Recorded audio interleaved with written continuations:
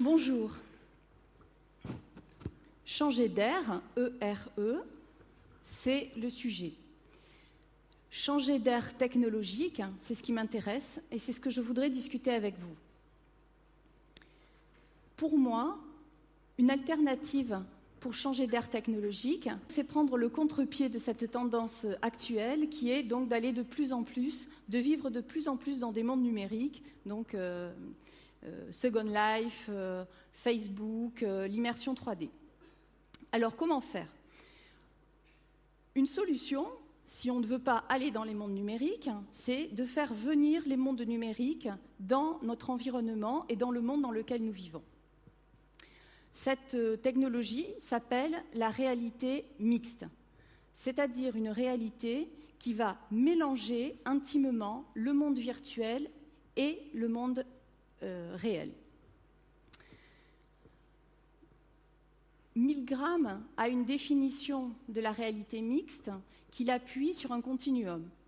Un continuum dans lequel il y a à une extrémité la réalité augmentée. On entend de plus en plus ce terme dans les médias. La réalité augmentée consiste à rajouter des éléments virtuels dans le monde réel. À l'autre extrémité de ce continuum, il y a la virtualité augmentée. Et ça, c'est beaucoup moins connu. La virtualité augmentée consiste, de manière symétrique, à rajouter du réel dans le monde virtuel. Autrement dit, pour une tâche qui va avoir lieu dans l'ordinateur, faire un calcul, lancer un logiciel, pour le faire, on va utiliser des objets de notre quotidien. On va utiliser des objets qui vont incarner la donnée numérique, qui vont la représenter. Cette nouvelle forme d'interaction, ce nouveau paradigme qui utilise des objets du monde réel, des objets que l'on peut toucher, c'est l'interaction tangible. C'est Hiroshi Ishii qui a eu la vision de l'interaction tangible en 1996.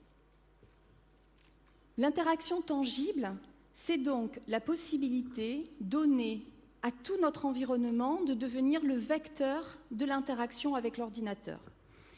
Cette solution conduit en fait à développer ce qu'on appelle une informatique ambiante ou une informatique ubiquitaire qui est partout. Je vais donc, au travers de 6 illustrations, vous montrer que cette nouvelle forme d'interaction homme-machine, donc cette interaction tangible, elle est apaisante car proche de l'homme. Elle est proche de l'homme parce qu'elle renoue avec nos capacités de toucher, d'adresse et de sensation. En effet, avec ce type d'interaction, nous ne sommes plus réduits à regarder un espace de quelques centimètres carrés ou de quelques mètres carrés, un écran.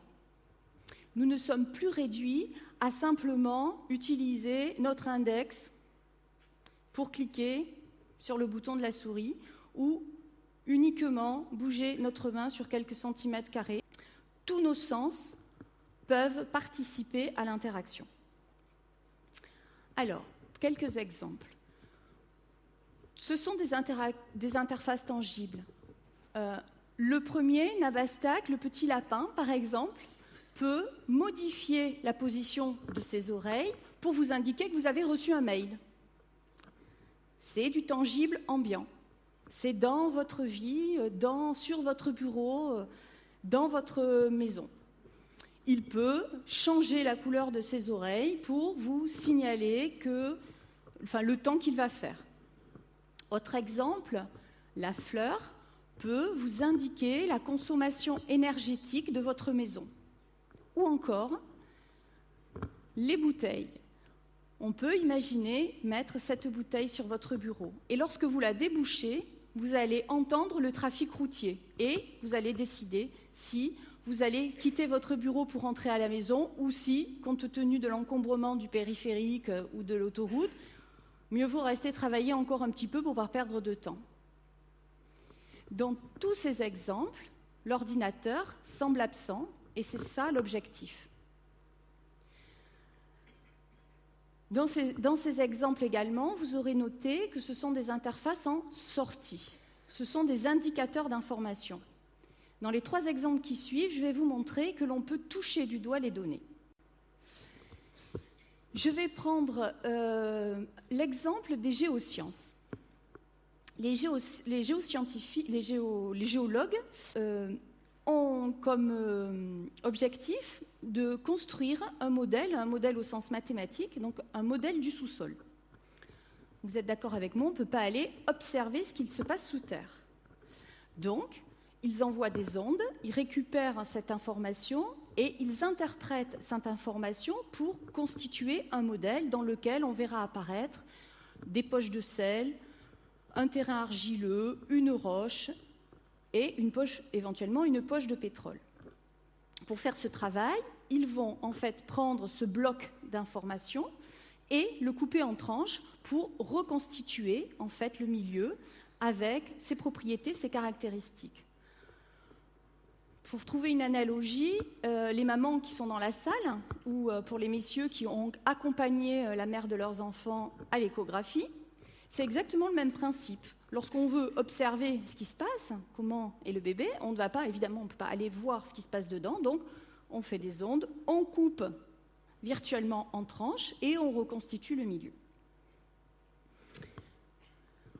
Pour un géologue, pouvoir faire ce travail sur une table, avec une règle, donc finalement dans des conditions spontanées de travail, papier, crayon, carte géographique, tout en bénéficiant de la puissance de calcul et de simulation de l'ordinateur, c'est un espace d'interaction formidable qui s'offre à lui et qui va favoriser sa réflexion.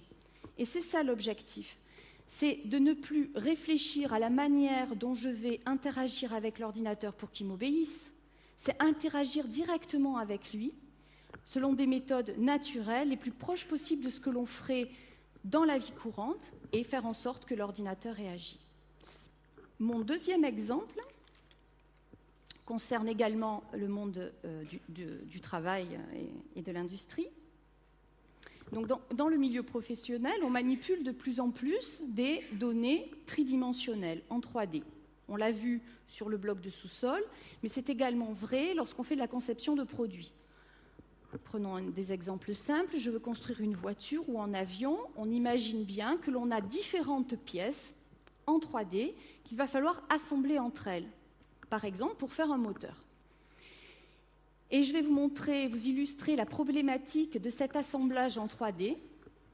Si on doit trouver une métaphore, imaginons un puzzle en 3D, du Lego, avec des pièces compliquées à faire. Donc, cette problématique avec le métier de l'archéologie. Là, vous avez des pièces, des fragments archéologiques qui ont donc été retrouvés et, en fait, les pièces archéologiques scannées. En effet, un archéologue, lorsqu'il a ces fragments archéologiques, il ne peut pas les manipuler pour essayer de découvrir ce que toutes ces pièces, ce que tous ces fragments reconstituaient, parce que c'est trop fragile, parfois trop lourd, c'est ce qui se passe pour la pièce du bas. Donc en fait, il les scanne en 3 dimensions et ensuite, avec l'ordinateur, il essaie de trouver quelle était la forme initiale. Donc, imaginons notre archéologue qui a donc une pièce 3D et en fait, il veut la voir sous toutes ses formes. Il doit faire ça avec une souris qui n'est capable de bouger que sur un plan 2D. Donc, manipuler en translation et en rotation, donc selon les 6 degrés de liberté, un objet avec une souris, ce n'est pas simple. Manipuler simultanément 2 objets, donc 2 fois 6 degrés de liberté simultanément, c'est encore plus difficile. Et c'est là que l'interaction tangible offre une solution efficace, parce qu'en fait, elle simule complètement le mouvement que l'on ferait dans la vraie vie pour faire un assemblage en 3 dimensions, en donnant des blocs que l'utilisateur a dans la main et qui incarnent les fragments qu'il manipule. Ainsi, il peut tout à fait naturellement construire sa pièce et obtenir donc un assemblage virtuel, 3D, comme ici, par exemple, un puits. L'interaction tangible, au-delà de manipuler des objets du monde réel, tables, etc., c'est aussi interagir avec l'ordinateur, avec tout notre corps. Ça veut donc dire que l'ordinateur doit être capable de capter nos mouvements, nos postures, nos accélérations, etc. Donc là, vous le voyez, en temps réel, c'est traduit par un petit bonhomme virtuel. Pourquoi faire ça ? Par exemple, alors j'ai noté ce matin que Pal Bresnay disait « L'ordinateur ne peut pas encore avoir d'émotion ». C'est vrai. Mais, je vais vous le montrer, l'ordinateur peut reconnaître vos émotions par rapport à vos postures et à vos mouvements. En fonction de ces critères, en temps réel, il peut, c'est accéléré, voir ce que vous êtes en train d'exprimer.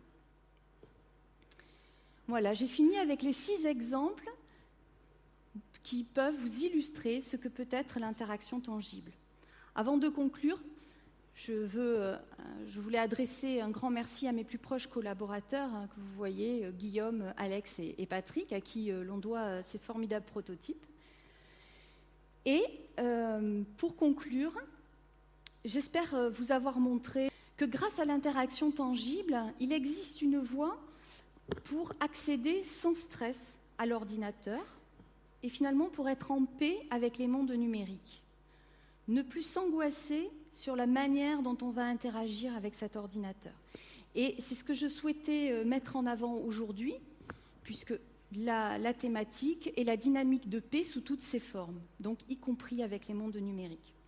J'espère aussi un peu vous avoir interpellé, et surtout, j'espère avoir instillé en vous ce désir que moi j'ai très profondément, de voir se diffuser cette interaction avec l'ordinateur directe, transparente, une interaction en tout lieu, sans nécessairement avoir besoin d'être devant un écran, une interaction finalement donc apaisante, une interaction qui va nous permettre de changer d'air, de rentrer dans l'ère de ce que Mark Weiser appelait l'ère de la technologie calme.